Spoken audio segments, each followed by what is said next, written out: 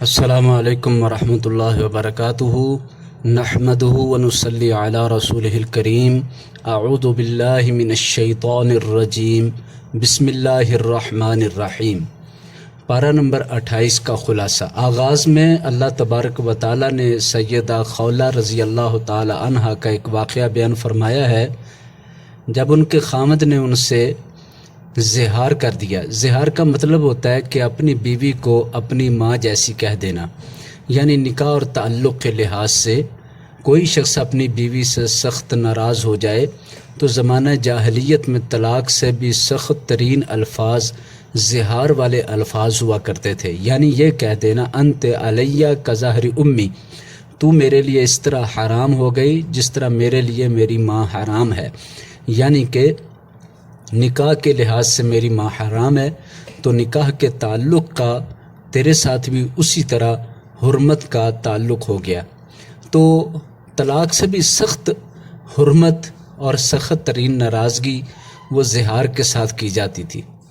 اسلام میں ابھی تک زہار کے احکام نازل نہیں کیے گئے تھے، تو سیدہ خولہ رضی اللہ تعالی عنہ کے خامد نے انہیں اپنی ماں جیسی قرار دے دیا، تو وہ نبی صلی اللہ علیہ وسلم کے پاس اپنی بات لے کر آئیں تو آپ صلی اللہ علیہ وسلم نے ارشاد فرمایا کہ اللہ تعالیٰ کی طرف سے ابھی کوئی رہنمائی نہیں آئی، اس لیے زمانہ جاہلیت یا جو معاشرے کا طریقہ چل رہا ہے اس کے مطابق ہی اس کو تسلیم کیا جائے گا، لہٰذا تمہارے خامند کے ساتھ جدائی ہو چکی ہے، علیحدگی ہو چکی ہے، اب تم اکٹھے نہیں رہ سکتے۔ حضرت خولہ رضی اللہ تعالی عنہ نبی صلی اللہ علیہ وسلم سے بار بار اصرار کرنے لگیں اور آپ صلی اللہ علیہ وسلم سے درخواست کرنے لگیں کہ میں اس عمر میں کہاں جاؤں اور میرے لیے بہت زیادہ پریشانیاں بن جائیں گی، لہٰذا اب میرے لیے اس کا کوئی نہ کوئی مناسب حل ہونا چاہیے۔ آپ صلی اللہ علیہ وسلم گھر میں تشریف لے گئے اور آسمان سے یہ وحی نازل ہو گئی، قد سمع اللہ قول التی تجادلک فی زوجہا وتشتکی الی اللہ واللہ یسمع تحاورکما۔ یقیناً اللہ نے اس عورت کی بات سن لی جو آپ صلی اللہ علیہ وسلم سے اپنے خامند کے بارے میں بحث کر رہی تھی، اور اس نے اللہ سے شکایت کی۔ اللہ تعالیٰ تم دونوں کے کلام کو، گفتگو کو سن رہا ہے۔ تو اللہ تعالیٰ نے پھر اس کا کفارہ بیان فرمایا اور یہ بات ارشاد فرمائی کہ جو اپنی بیوی کو اپنی ماں جیسی کہہ دے یہ بہت غلط بات ہے، وہ ماں نہیں بن جاتی، لہٰذا منہ سے کہنے سے کوئی ماں نہیں بن گئی، لیکن اپنی بیوی کو ماں کی طرح کا قرار دینا یہ بات بہرحال بری ہے۔ اس کا کفارہ اس طرح بیان فرمایا گیا کہ ایک غلام آزاد کرے یا خامد 2 مہینے کے روزے رکھے، اگر یہ بھی نہیں کر سکتا تو پھر 60 مساکین کو کھانا کھلائے، پھر آپس میں رجوع ہو سکتا ہے۔ تو اس بات کو بیان کرنے کے بعد جو اصل 5 مضامین پارہ نمبر 28 کے ہیں، ان میں سب سے پہلا مضمون شان صحابہ رضوان اللہ اجمعین ہے، دوسرے نمبر پر ترغیب جہاد، اور تیسرے نمبر پر اہمیت خطبہ جمعہ، اور چوتھے نمبر پر منافقین کا کردار اور فکر آخرت، یا یوں کہہ لیں منافقین کی غفلت آخرت، کہ منافقین کس طرح آخرت سے بے خبر ہیں۔ 5واں اور آخری پوائنٹ اور نکتہ وہ طلاق کے اہم مسائل ہیں جو سورہ طلاق مستقل ان مسائل کے بیان کے لیے اللہ تعالیٰ نے نازل فرمائی اور اہم ترین ہدایات اور رہنمائی عطا فرمائی۔ تو آئے ہم دیکھتے ہیں سب سے پہلے نمبر پر شان صحابہ۔ اللہ تبارک و تعالیٰ نے پارہ نمبر 28 کی سورہ مجادلہ میں جہاں سیدہ خولہ رضی اللہ عنہ کا واقعہ بیان فرمایا، اس کے بعد اللہ تعالیٰ نے 2 گروہوں کا ذکر فرمایا۔ ایک حزب الشیطان اور ایک حزب اللہ۔ حزب الشیطان سے مراد منافقین ہیں کہ جو ہر وقت غلط سوچتے، غلط رستہ اختیار کرتے اور غلط عادات اختیار کیے ہوئے ہیں، لہٰذا ایسے لوگ منافقین ہیں، ان کو اللہ تعالیٰ نے حزب الشیطان قرار دیا ہے، اور ان کے بارے میں یہ بات ارشاد فرمائی کہ جتنی وہ حرکتیں کر رہے ہیں یا جتنے وہ سوچ رہے ہیں، استحوذ علیہم الشیطان فانساہم ذکر اللہ، شیطان نے ان پر غلبہ پا لیا ہے، شیطان نے ان کو پورا اپنے قابو میں لے لیا ہے، تو اس نے ان کو اللہ کی یاد بھلا دی ہے۔ یعنی منافقین وہ شیطان کا ایسا گروہ بن چکے ہیں کہ وہ مکمل شیطان کے اشاروں پر چلتے ہیں، شیطان نے ان پر پورا تسلط جما لیا ہے۔ اب وہ ان کو نہ خوف خدا آنے دیتا ہے، نہ اللہ تعالیٰ کی یاد آنے دیتا ہے، نہ اللہ کی محبت دل میں آنے دیتا ہے، نہ ہی ان کو اللہ تعالیٰ کی طرف یا اس کی اطاعت کی طرف آنے دیتا ہے۔ دل میں دشمنی، کینہ، حسد، بغض ایسا مسلمانوں کے بارے میں بھر دیا ہے کہ اب یہ لوگ صحیح راہ کی طرف نہیں آ رہے، یا اپنی نجات کے لیے اللہ تعالیٰ سے اپنی لو نہیں لگا رہے۔ تو یہ اصل میں شیطان کے مکمل تسلط اور مکمل غلبے کی علامت ہے کہ وہ انسان کو اللہ کی راہ سے اندھا کر دیتا ہے، بہرا کر دیتا ہے۔ پھر اللہ تعالیٰ نے منافقین کے ذکر کے بعد حزب اللہ، صحابہ اکرام کی جماعت کو قرار دیا ہے۔ حزب اللہ کہنا ہی صحابہ اکرام کی شان کے لیے کافی تھا۔ اللہ تعالیٰ نے بہت زیادہ تعریف کرتے ہوئے اپنے پیغمبر کے صحابہ کی وضاحت فرمائی اور ان کی تعریف فرمائی۔ فرمایا لا تجد قوما یؤمنون باللہ والیوم الآخر، اے دنیا میں بسنے والو، تم ایسے لوگ، ایسی قوم نہیں پاؤ گے یؤمنون باللہ والیوم الآخر، کہ جو اللہ پر، آخرت کے دن پر ایمان رکھتے ہوں، یوادون من حاد اللہ ورسولہ، کہ وہ ایسے لوگوں سے کو محبت رکھیں جو اللہ اور اس کے رسول سے دشمنی رکھتے ہوں۔ اللہ اور اس کے رسول سے مخالفت رکھنے والوں سے یہ ایمان والے ذرا بھی محبت یا مودت یا کوئی نرمی نہیں رکھتے، کوئی دوستانہ تعلقات نہیں رکھتے۔ وَلَوْ كَانُوا آبَاءَهُمْ أَوْ أَبْنَاءَهُمْ أَوْ إِخْوَانَهُمْ أَوْ عَشِيرَتَهُمْ، اگرچہ اللہ اور اس کے رسول سے مخالفت رکھنے والے ان کے باپ دادا، ان کے بیٹے، ان کے بھائی یا ان کا خاندان ہی کیوں نہ ہو، وہ ان رشتوں کی جو خونی رشتے ہیں، انتہائی قریبی رشتے ہیں، ان کی پرواہ کیے بغیر اللہ اور اس کے رسول کی محبت میں سرشار ہے، اور جو بھی اللہ اور اس کے رسول کی محبت میں آڑے آتا ہے، درمیان میں رکاوٹ بنتا ہے، وہ اسے ترک کر دیتے ہیں، چھوڑ دیتے ہیں، بالکل اس کی طرف کوئی توجہ نہیں دیتے، نہ اس کو کوئی اہمیت ہی دیتے ہیں۔ اللہ تعالیٰ نے اس صفت پر کہ وہ اللہ کی محبت اور اس کے رسول کی محبت میں سب رشتے ناتوں کو پیچھے چھوڑ دیتے ہیں، فرمایا اولئک کتب فی قلوبہم الایمان، یہی ہیں وہ لوگ جن کے دلوں میں اللہ نے ایمان لکھ دیا ہے۔ تو ایمان کس نے لکھا؟ اللہ نے، اللہ تعالیٰ نے ان کے دلوں میں ایمان لکھ دیا۔ اب دنیا کا کوئی بھی فلاسفر، کوئی بھی شخص، کوئی بھی دانشور اس پر کوئی تبصرہ کر کے صحابہ اکرام کی کوئی غلطی، کوئی خامی، کوئی لغزش نکال کر ان کے ایمان پر انگلی نہیں اٹھا سکتا، اس لیے کہ ان کی ہر طرح کی کوئی بھی لغزش جو معمولی درجے کی ہوئی ہوگی وہ انجانے میں ہو گئی، غلطی میں ہو گئی یا لاعلمی میں ہوئی ہو، اللہ تعالیٰ نے اس کو معاف رکھتے ہوئے صحابہ اکرام کے دل میں ایمان لکھ دینے کی وضاحت فرمائی۔ پھر فرمایا وَأَيَّدَهُمْ بِرُوحٍ مِّنْهُ، نبی پاک صلی اللہ علیہ وسلم کے صحابہ ایسے لوگ ہیں کہ ان کی تائید اور ان کی تقویت کے لیے اللہ تعالیٰ نے اپنی طرف سے روح کو بھیجا، یعنی جبریل علیہ السلام کو مقرر فرمایا ہے۔ وَيُدْخِلُهُمْ جنات، اللہ تعالیٰ ان لوگوں کو جنتوں میں داخل فرمائے گا، تجری من تحتها الانہار، جن کے نیچے سے نہریں بہہ رہی ہیں، خالدین فیہا، ہمیشہ انہی جنتوں میں رہیں گے، رضی اللہ عنہم ورضوا عنہ، اللہ ان صحابہ سے راضی ہوا اور وہ صحابہ اپنے پروردگار سے راضی ہو گئے۔ یہ ہے وہ تمغہ، یہ ہے وہ اصل میڈل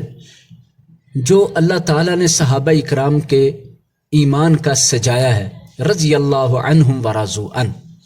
تو نبی پاک صلی اللہ علیہ وسلم کے صحابہ کے لیے قرآن بہت تعریف فرماتا ہے۔ اولئک حزب اللہ، یہی اللہ کی جماعت ہے، یہی اللہ کا لشکر ہے۔ اللہ تعالیٰ نے اس جماعت کی نسبت اپنی طرف فرمائی کہ یہ اللہ کی جماعت ہے، اور جو ان کے مخالفین ہیں وہ منافقین ہیں، اور منافقین کو شیطان کا لشکر قرار دیا۔ پھر فرمایا الا ان حزب اللہ هم المفلحون،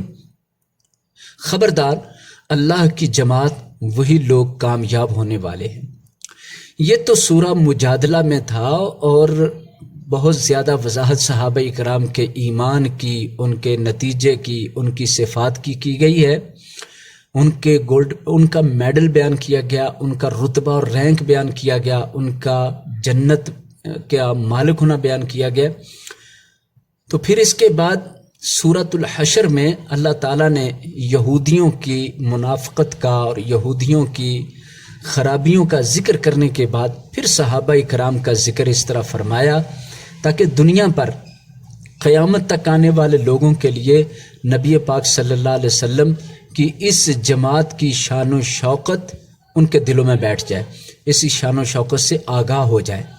للفقراء المہاجرین الذین اخرجوا من دیارہم واموالہم، وہ محتاج مہاجرین جو اپنے گھروں سے اور اپنے مالوں سے نکالے گئے، یبتغون فضلا من اللہ ورضوانا، وہ اگرچہ فقیر ہو چکے، گھروں سے نکالے گئے، مالوں سے فارغ کر دیے گئے، اس کے باوجود وہ چاہتے یہ ہیں کہ اللہ کا فضل ملے، ورضوانا، اور اللہ کی خوشنودی نصیب ہو جائے۔ یعنی ان کی ساری محنت، کوشش، کاوش، دوڑ دھوپ، محنت اس لیے ہے کہ اللہ تعالیٰ راضی ہو جائے، اللہ تعالیٰ ہم پر مہربان ہو جائے، اللہ تعالیٰ اپنا فضل فرما دے۔ وَيَنْصُرُونَ اللَّهَ وَرَسُولَهُ، وہ اللہ اور اس کے رسول کی بھرپور دین کے حوالے سے مدد کرتے ہیں، وہ اللہ اور اس کے رسول کے حکموں میں چلتے ہیں۔ اولئک هم الصادقون، یہی لوگ سچے ہیں۔ یہ صحابہ کرام کی شان کا ایک انوکھا انداز ہے کہ یہ محتاج ہے، یہ گھر بار چھوڑ کر، وطن چھوڑ کر، مال و دولت سب کچھ قربان کر کے آئے ہیں، تو اتنا کچھ کرنے کا صلہ کیا چاہتے ہیں؟ صرف یہ کہ اللہ ان سے راضی ہو جائے، اللہ تعالیٰ ان پر اپنا فضل کر دے، اور اس کے باوجود کہ ان کے پاس اب کچھ نہیں، پھر بھی وہ اللہ اور اس کے رسول کے دین کے لیے کٹ مرنے کو تیار، اور ہر دم تیار، جب بھی دین کو ضرورت پیش آتی ہے تو سب سے آگے یہ اپنی جان لے کر حاضر ہوتے ہیں، یہ دین کے مددگار ہیں۔ والذین تبوؤا الدار والایمان من قبلہم، اور دوسری طرف وہ لوگ جنہوں نے ہجرت کر کے آنے والوں کو جگہ دی، اپنے گھر دیے، والایمان من قبلہم، اور جو لوگ ان سے پہلے ایمان لائے، یحبون من ہاجر الیہم، انہیں بہت اچھا لگتا ہے جو بھی ان کی طرف ہجرت کر کے آئے، وہ مہاجرین کو اپنے گھروں میں ٹھہراتے ہیں، وہ مہاجرین کو اپنا مہمان بناتے ہیں، مہاجرین کی خدمت کرتے ہیں، ان کی مدد کرتے ہیں، اور خندہ پیشانی سے پیش آتے ہیں، اور دل ان کے لیے کھلا رکھتے ہیں۔ ولا یجدون فی صدورہم حاجۃ مما اوتوا، جو کچھ ان کو دیا گیا اس بارے میں وہ اپنے سینے میں کوئی تنگی محسوس نہیں کرتے۔ وَيُؤْثِرُونَ عَلَىٰ أَنفُسِهِمْ وَلَوْ كَانَ بِهِمْ خَصَاصَةٌ، اور اگرچہ وہ خود بھوکے ہوں، اس بھوک کے باوجود اپنے دوسرے مسلمان بھائیوں کے لیے وہ اپنا کھانا ان کو پیش کر دیتے ہیں، احسار و قربانی کا جذبہ رکھتے ہیں۔ تو یہ جو تعریف اللہ تعالیٰ فرما رہے ہیں، یہ صحابہ اکرام کے وہ اوصاف ہیں جو دنیا کے اندر بڑے بڑے تعلیم یافتہ اور بہت بڑی ڈگری رکھنے والے بھی اپنے اندر پیدا نہیں کر سکتے، اس لیے کہ یہ صرف وہ لوگ پیدا کر سکتے ہیں جن کے دل میں اللہ کی محبت ہو۔ تو وہ لوگ اپنا آپ سب کچھ قربان کر کے اللہ کو راضی کرنے کی کوشش میں رہتے ہیں۔ حضرت ابو طلحہ رضی اللہ عنہ کا واقعہ ہے، نبی صلی اللہ علیہ وسلم نے ایک مہمان ان کے گھر بھیجا، تو گھر میں بچوں کے کھانے کے علاوہ اور کچھ نہیں تھا، تو ارشاد فرمانے لگے کہ یہ نبی صلی اللہ علیہ وسلم کا مہمان ہے، اسے بھوکا نہیں ہم بھیج سکتے، لہٰذا ایسے کرو بچوں کو بہلا کر سلا دیں اور چراغ کو ٹھیک کرنے کے بہانے بجھا دیں تو کھانا مہمان کے سامنے رکھ دیں۔ ایسا ہی ہوا، مہمان کھانا کھاتا رہا، گھر والے حضرت ابو طلحہ وہ اس کے ساتھ ویسے ہاتھ آگے پیچھے ہلاتے رہے تاکہ پتہ چلے میں بھی کھانا کھا رہا ہوں، لیکن وہ کھا نہیں رہے تھے، وہ صرف اور صرف اس لیے کہ نبی صلی اللہ علیہ وسلم کا مہمان وہ سیر ہو کر کھانا کھا لے، کھانا کم ہے تو اگر ہم بھی کھائیں گے تو پھر وہ بھوکا رہ جائے گا۔ تو یہ ساری دل کی بات اور رات کا عمل اللہ تعالیٰ دیکھ رہے تھے، تو اللہ تعالیٰ نے ان کی شان میں یہ آیت نازل کرتے ہوئے فرمایا کہ میرے نبی کے صحابہ ایسے تربیت یافتہ اور ایسے اعلیٰ اخلاق کے مالک ہیں کہ وہ اپنے آپ کو بھوکا رکھ کے دوسروں کو کھانا کھلانے والے، احسار کرنے والے، قربانی کرنے والے ہیں۔ وَمَن يُوقَ شُحَّ نَفْسِهِ فَأُولَٰئِكَ هُمُ الْمُفْلِحُونَ، اور جو اپنے نفس کی بخیلی سے، کنجوسی سے بچا لیا گیا تو یہی لوگ کامیاب ہونے والے۔ یہ نبی صلی اللہ علیہ وسلم کے صحابہ کی کیا شان ہے، کیا عظمت ہے، کتنا بلند مقام ہے۔ یہی سورہ حشر کے آخری رکوع میں اللہ تعالیٰ نے بہت دل کو نرم کرنے والی پرسوز نصیحتیں فرمائی ہیں اور آخرت کی فکر دلائی ہے۔ یا ایھا الذین آمنوا اتقوا اللہ ولتنظر نفس ما قدمت لغد واتقوا اللہ، اے مومنو اللہ سے ڈرتے رہو اور ہر جان اپنی آنے والی کل کی تیاری کرے اور اس کی طرف نظر لگائے کہ آنے والی کل کے لیے اس نے کیا تیار کر رکھا ہے، یعنی کل سے مراد ہے قیامت کا دن۔ جیسے آج کا دن ہو اور اگلی کل آتی ہے، اللہ تعالیٰ نے کل کا نام قیامت کو رکھا کہ یہ دنیا آج ہے اور قیامت تمہاری کل ہے۔ تو کل کے دن کی کیا تیاری ہے، اس بارے میں اللہ تعالیٰ نے واضح طور پر فرما دیا کہ جنتی اور جہنمی برابر نہیں ہوں گے، جنت والے کامیاب ہو جائیں گے۔ پھر قرآن پاک کی عظمت بھی بیان فرمائی ہے۔ تو اس کے بعد ہمارے خلاصہ کا دوسرا پوائنٹ ہے ترغیب جہاد۔ اللہ تعالیٰ نے سورہ ممتحنہ، سورہ صف، ان دونوں صورتوں میں جہاد کا ذکر فرمایا اور خصوصاً دین کے دشمنوں، کافروں، منافقوں کے ساتھ سختی سے پیش آنے کا ذکر فرمایا ہے کہ ان کے ساتھ کوئی دوستی یا دوستی کا نظریہ بھی مت پیدا کرنا۔ لہذا سورہ ممتحنہ جس کا معنی ہے امتحان لینے والی، اس میں ایک آیت مبارکہ جس کے اندر ہجرت کر کے آنے والی ایسی عورتیں جو مکہ سے مدینہ آ رہی ہوں تو اپنے آپ کو مومن ظاہر کرتی ہوں، تو ان کا ہلکا سا امتحان لینے کا حکم دیا کہ ان کی آزمائش کریں، پوچھ پڑتال کریں، جانچ پڑتال کریں تاکہ پتہ چل سکے کہ حقیقت میں وہ سچی ایمان والی ہیں یا نہیں ہیں۔ ایمان والی ہیں تو ان کو ضرور اپنے پاس پوری حفاظت کے ساتھ ٹھہرائیں۔ پھر اس میں سورہ ممتحنہ کے آغاز میں جو اللہ تعالیٰ نے بات فرمائی ہے، اہل ایمان کو متنبہ فرمایا کہ میرے اور اپنے دشمنوں کو دوست مت بناؤ، یہ لوگ دوستی کے لائق نہیں، انہوں نے تمہارے پیغمبر کو وطن سے نکال دیا، تمہیں تمہارے گھروں سے نکال دیا، جو حق اللہ نے نازل فرمایا انہوں نے اس حق کا انکار کر دیا، قرآن کا انکار کر دیا، دین کا انکار کر دیا، لہٰذا ایسے لوگ تمہاری دوستی کے قابل ہی نہیں ہیں، بلکہ یہ تو دشمن ہیں تمہارے، اور ان دشمنوں کے ساتھ تمہیں ہر دم جہاد کے لیے تیار رہنا ہوگا اور اپنے آپ کو ان کے مقابلے کے لیے تیار رکھنا اور اپنے دل میں ان کے لیے سختی رکھنا ہوگی۔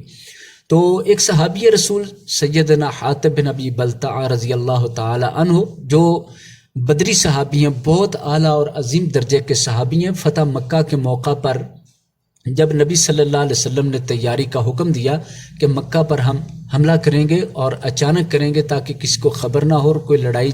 وغیرہ ہونے سے خون خرابہ نہ ہو، بغیر کسی جنگ لڑے، بغیر کسی مقابلے کے مکہ فتح ہو جائے، یہ آپ صلی اللہ علیہ وسلم نے سوچا اور تیاری کی اور فرمایا کہ مدینہ سے کوئی خبر باہر نہ نکلے۔ تو صحابی رسول حضرت حاتب رضی اللہ عنہ سے یہ ایک معاملہ پیش آ گیا کہ انہوں نے خفیہ خط لکھ کر بھیجنے کی کوشش کی، جو پکڑا گیا۔ پھر حضرت حاتب سے پوچھا گیا کہ آپ نے یہ کیوں کیا؟ تو انہوں نے بتایا کہ میرے بیوی بچے وہ مکہ میں ہیں، تو میں چاہتا تھا ان کو میں ایک خبر دوں جس کی وجہ سے وہ میرے بیوی بچوں کے ساتھ نرمی کریں گے۔ تو اللہ تعالیٰ نے قرآن میں فرمایا تمہارے بیوی بچے قیامت کے دن تمہارے کام نہیں آئیں گے کہ تم ان بیوی بچوں کی خاطر اللہ اور اس کے رسول کی نافرمانی کرو۔ ایسا نہیں کرنا چاہیے، بلکہ تمہیں تو ایسا کرنا چاہیے جیسا ابراہیم علیہ السلام اور ان کے ساتھیوں نے کافروں کے ساتھ رویہ اپنایا تھا، کہ انہوں نے صاف کہہ دیا تھا تمہارے اور ہمارے درمیان دین کی بنا پر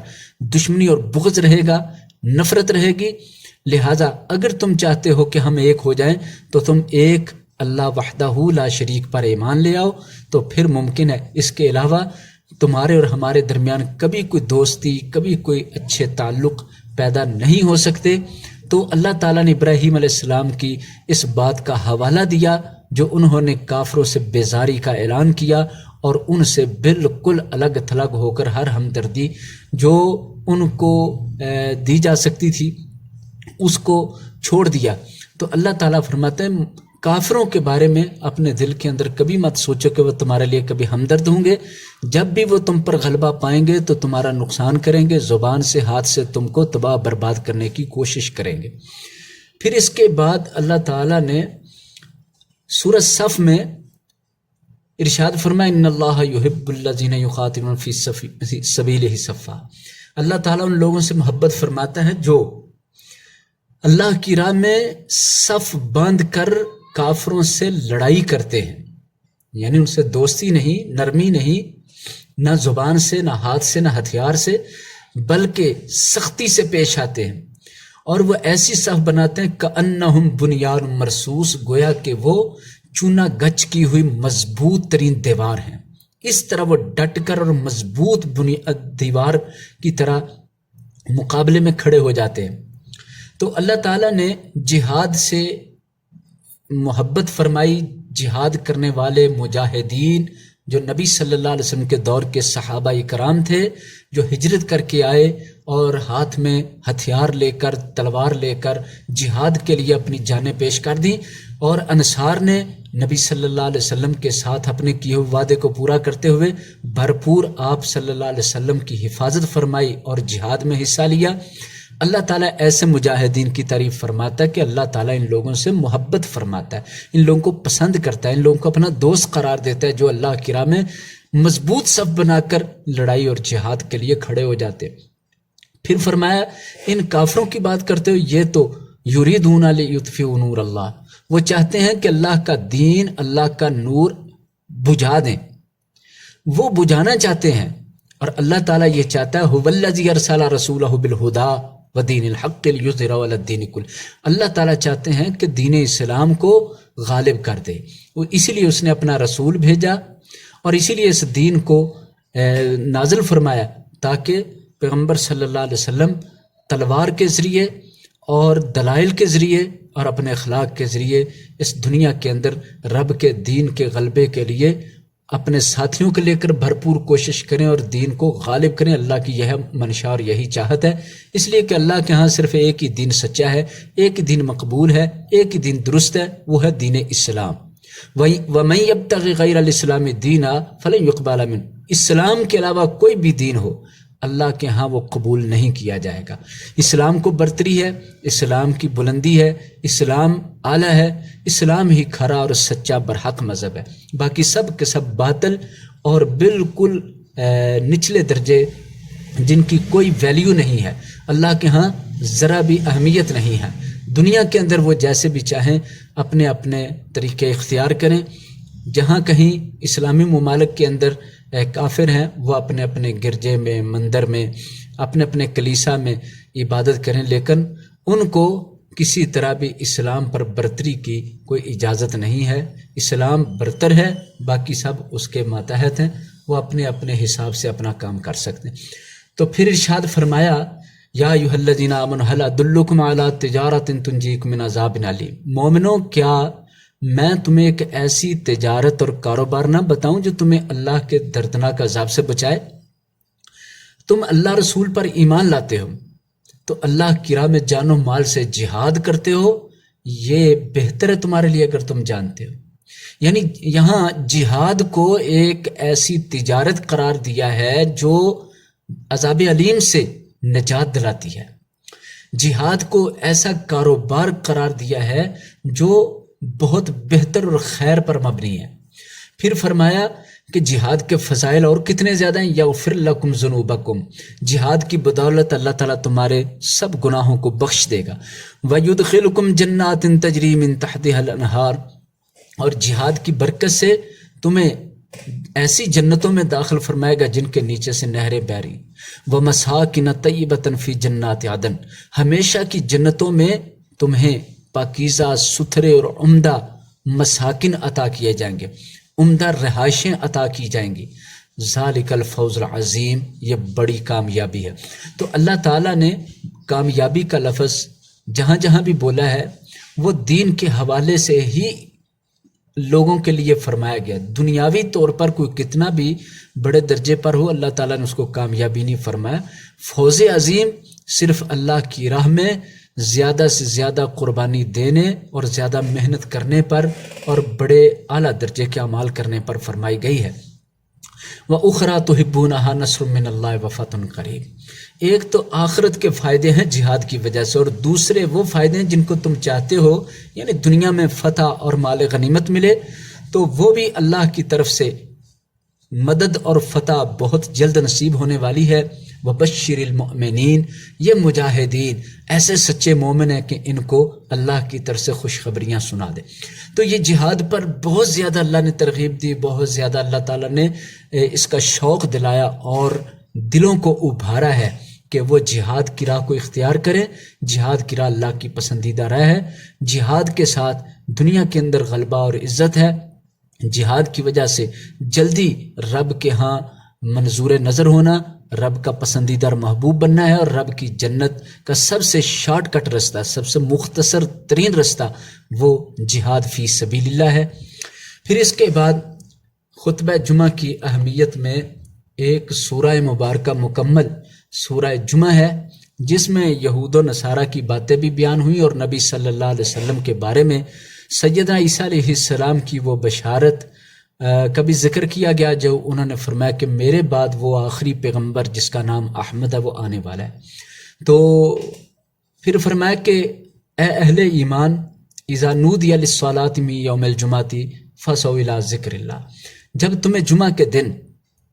ذکر الہی کی طرف بلایا جائے تو جلدی سے اللہ کے ذکر کی طرف آ جاؤ۔ جب نماز کے لیے تمہیں بلا لیا جائے تو نماز کے لیے ہمیشہ اذان دی جاتی ہے، تو اس خطبہ سے پہلے اذان دی جاتی، پھر خطبہ دیا جاتا ہے جس میں واعظ و نصیحت ہوتی۔ یہ کوئی تقریر نہیں ہوتی بلکہ یہ جمعہ کا حصہ ہے، بلکہ یوں کہنا چاہیے جمعہ کا اہم حصہ ہے، ضروری حصہ ہے۔ یعنی کہ عام دنوں میں ہم ظہر کی نماز دوپہر کو پڑھتے ہیں، لیکن جمعہ کے دن ظہر کی نماز نہیں ہوتی۔ اس کی وجہ یہ ہے کہ جمعہ کے دن جمعہ کا خطبہ ہوتا ہے، اور وہ خطبہ ادا کرنا ضروری اور فرض ہے۔ اس کا حکم قرآن پاک میں سورہ جمعہ میں بھی ہے، اور احادیث مبارکہ میں بھی مستقل یہ چیپٹر موجود ہے کہ جمعہ ادا کیا جائے۔ اور جمعہ کے اندر یہ ہے کہ خطبہ سنا جاتا ہے، پھر 2 رکعت فرض ادا کیے جاتے ہیں، جبکہ روزانہ ظہر کی نماز میں 4 رکعت ادا کی جاتی تھی جو فرض نماز ہے، تو اس میں فرائض 4 کی بجائے 2 رہ جاتے ہیں۔ تو وہ 2 اسی لیے ہیں کہ باقی سارے خطبہ کی وجہ سے معاف کر دیے گئے ہیں۔ اور اس خطبہ کے اندر ایسی کیا بات ہے کہ جس پر اتنی اہمیت دلائی گئی؟ یہ خطبہ اصل میں دین کی تفہیم کے لیے ہے، اور دین کی تفہیم ہفتے بعد ایک دن مقرر کر دیا گیا ہے کہ دین کو سمجھیں، دین کا علم حاصل کریں، دین میں فہم و تفہیم پیدا کریں، دین کے بارے میں غور و فکر کریں، اپنی اصلاح کریں، اپنی غلطیوں کو درست کریں، اور جن باتوں کا علم نہیں وہ اپنے مہینے اور دنوں کے حساب سے ان باتوں کا علم حاصل کیا جا سکے، تاکہ دین کی معلومات ہونی چاہیے۔ جو ضروری معلومات ہیں وہ ملتی رہیں تو انسان کا دین یا ایمان تازہ ہوتا رہتا ہے اور مضبوط ہوتا رہتا ہے۔ لہٰذا ارشاد فرمایا کہ جمعہ کا دن جب بلا لیا جائے تو پھر جلدی آ جاؤ۔ وذروا البیع، کاروبار چھوڑ دو، خرید و فروخت چھوڑ دو، بیچنے والا بیچنے والی چیزیں بند کرے، خریدنے والا خریدنے کے لیے باہر نہ جائے، بلکہ سب کے سب لوگ جمعہ کی طرف چلے۔ یہ بہتر ہے تمہارے لیے اگر تم جانتے ہو۔ تو نبی صلی اللہ علیہ وسلم نے اس کا فائدہ اور ثواب بھی بیان فرمایا ہے کہ اللہ تعالیٰ اس پر کتنا جمعے کا ثواب عطا فرماتے ہیں۔ بہت سارے فضائل میں سے صرف ایک حدیث ترمذی شریف کی بیان کرتے نبی صلی اللہ علیہ وسلم نے فرمایا جو جمعہ کے دن جلدی تیار ہو کر نہا دھو کر کپڑے تبدیل کر کے خوشبو لگا کے تیل لگا کے اہتمام جمعہ کر کے گھر سے صبح سویرے ہی نکل پڑتا ہے، یعنی خطبہ شروع ہونے میں ابھی کافی وقت باقی ہے، وہ پہلے نکل جاتا ہے اور مسجد میں جا کے مسجد کے آداب کا خیال رکھتے ہوئے وہاں بیٹھ کر اللہ کو یاد کرتا ہے، باوضو رہتا ہے، پھر خطبہ شروع ہوتا ہے۔ تو خطبہ امام کے قریب بیٹھ کر سنتا ہے، توجہ سے، توجہ اپنی ہٹاتا نہیں ہے، کوئی لغو کام حرکت کرتا نہیں ہے۔ تو جمعہ پڑھ کر جب فارغ ہوتا ہے تو ایسے شخص کے لیے ہر قدم کے بدلے 1 سال کے روزوں کا ثواب ہے، اور ہر قدم کے بدلے 1 سال کی قیام اللیل یعنی تہجد کا ثواب ہے۔ تو یہ کتنا زیادہ ثواب بن جاتا ہے، اسی لیے فرمایا تمہارے لیے بہتر ہے اگر تم جانتے ہو۔ پھر فرمایا جب نماز کھڑی ہو جائے اور اس نماز کو ادا کر لو تو اس کے بعد جو چاہو تجارت کرو، اللہ کا فضل تلاش کرو۔ لیکن دوران جمعہ اگر کوئی شخص تجارت کی طرف جاتا ہے، خرید و فروخت کی طرف جاتا ہے، تو وہ جان لے کہ جس رزق کے پیچھے تم جا رہے ہو واللہ خیر الرازقین، اللہ بہتر رزق دینے والا ہے۔ نبی صلی اللہ علیہ وسلم کے دور میں ایک بار بہت سخت قحط پڑا، تو جمعہ کے دوران ایک قافلہ اناج لے کر آیا، تو صحابہ بھی ظاہر انسان تھے، انہوں نے دیکھا کہ جو چیز اناج مل ہی نہیں رہا وہ آج ایک قافلہ آیا تو ہم جلدی لے لیں، تو لوگ اٹھ کر چلے گئے، صرف 12 لوگ باقی رہ گئے تھے۔ تو اس وقت یہ آیت مبارکہ نازل ہوئی کہ جمعہ کے دوران مت اٹھا کرو، رزق کے لیے اٹھتے، رزق کا ذمہ دار اللہ تعالیٰ وہ بہتر رزق عطا کرنے والا ہے۔ ہمارے اس لیکچر کا آخری حصہ منافقین، سورہ منافقون، جن کا جو قسمیں اٹھاتے ہیں اور جو خود بھی جھوٹی قسمیں اور جھوٹا معیار زندگی ان کا ہے، ان کے کام سارے دکھلاوے کے، ریاکاری کے، بس جیسے سجی سجائی کوئی چیز رکھی ہوتی اس طرح بس وہ سجے سجائے ہیں، بیکار لوگ ہیں، کارآمد نہیں ہیں، یہ صرف سجاوٹ کے ہیں، گنتی کے لوگ ہیں۔ تو فرمایا ان کے 2 کام بڑے عجیب ہیں، یہ کہتے ہیں ان کا معیار زندگی بڑا عجیب ہے۔ ان کا کہنا یہ ہے کہ جو بھی مسلمان نبی پاک صلی اللہ علیہ وسلم کے پاس یہ اصل میں کھانے پینے کے لیے جمع ہو گئے، اگر ان کا کھانا پینا بند کر دیا جائے تو یہ سب گھروں کو بھاگ جائیں۔ لا تنفقوا علی من عند رسول اللہ حتی ينفضوا وللہ خزائن السماوات والارض۔ اللہ تعالیٰ نے جواب میں فرمایا تم نہ دو، کوئی بھی نہ دے، اللہ تعالیٰ کے خزانے بہت بڑے ہیں، آسمان و زمین کے خزانوں کا مالک تو اللہ ہے، اللہ ان کو کسی اور رستے سے، کسی اور ذریعے سے عطا کرنے پر قادر ہے۔ دوسری بات کہنے لگے کہ ہم عزت والے ہیں، یہ ذلیل ہیں، اور ہم ان ذلیلوں کو نعوذ باللہ ثم نعوذ باللہ نکال دیں گے۔ یہ ذلیل انہوں نے مسلمانوں کو بولا ہے، اور نبی صلی اللہ علیہ وسلم کے حوالے سے نعوذ باللہ ثم نعوذ باللہ بولا ہے۔ اتنی بڑی ان لوگوں کی جرأت اور جسارت کے ان کے دل کے اندر کتنی گندگی ہوگی۔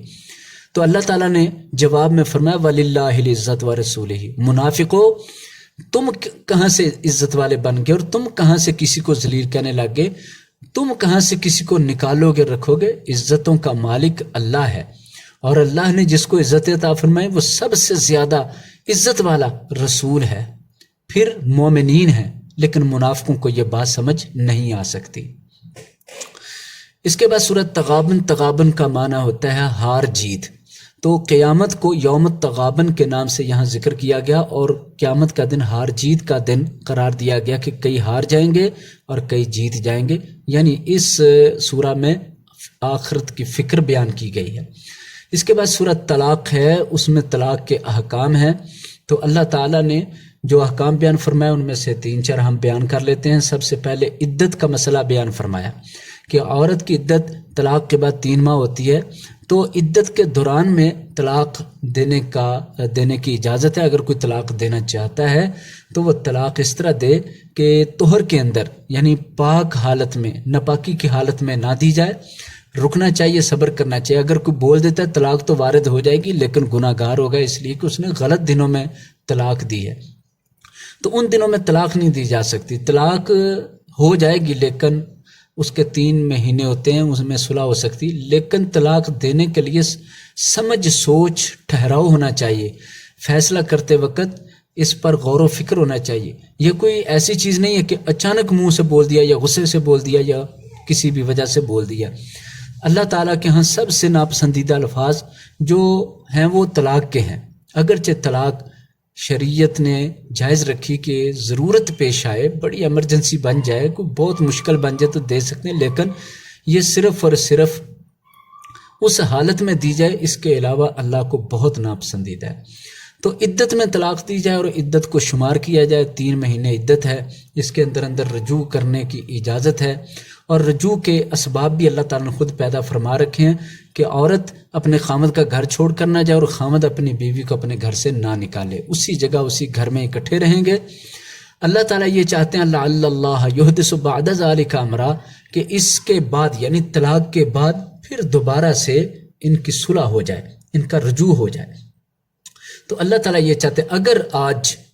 اس آیت مبارکہ پر جو سورۃ طلاق کی پہلی آیت اس پر عمل ہو جائے تو طلاق مؤثر ہونے سے پہلے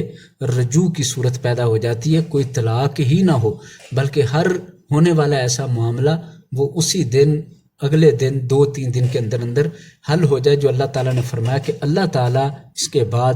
بھی معاملہ ان کا درست کرنا چاہتا ہے، تو وہ درست ہو جائے گا۔ مشکل تب پیش آتی جب ایک مرد جو ہے وہ الگ ہو جائے، عورت الگ ہو جائے، تو دوسرے لوگ پھر دونوں کو بھڑکاتے ہیں اور ناراضگی کروا دیتے ہیں۔